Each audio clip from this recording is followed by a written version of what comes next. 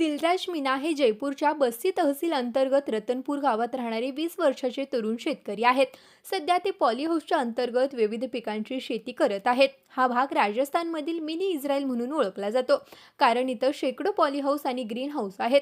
या भागातील शेतकरी तंत्रज्ञानाचा वापर करून शेतीतून वर्षाला लाखो रुपये कमवत आहेत. दिलराज यांच्या वडिलांनी सुमारे 15 वर्षापूर्वी पॉलीहाऊस, नेट हाऊस आणि सूक्ष्म सिंचन यांचा वापर करून आधुनिक शेतीची सुरुवात केली होती. वडिलांच्या निधनानंतर दिलराज यांनी शाळेत असतानाच कुटुंबाला आणि शेतीला नवी दिशा दिली.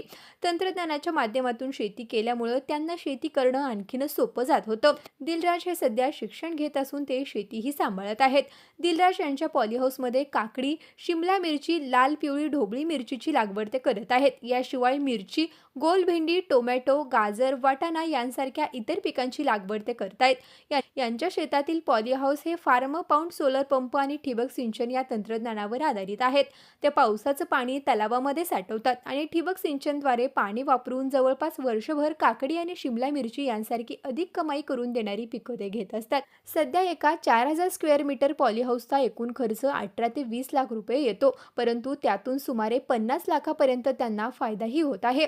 दिलराज यांच्याकडे एकूण 10 पॉलीहाऊस आहेत. या पॉलीहाऊसमध्ये संपूर्ण तंत्रज्ञानाचा वापर करून पिकांची लागवड केल्यामुळं त्यांना वर्षाकाठी 80 ते 90 लाख रुपयांचं उत्पन्न होत आहे. त्यामुळं पॉलीहाऊसमधील ही शेती दिलराज यांना नक्कीच फायदेशीर ठरत आहे. तर शेतकरी बंधूंनो, दिलराज यांची ही पॉलीहाऊस शेती तुम्हाला कशी वाटली कमेंट करून नक्की सांगा.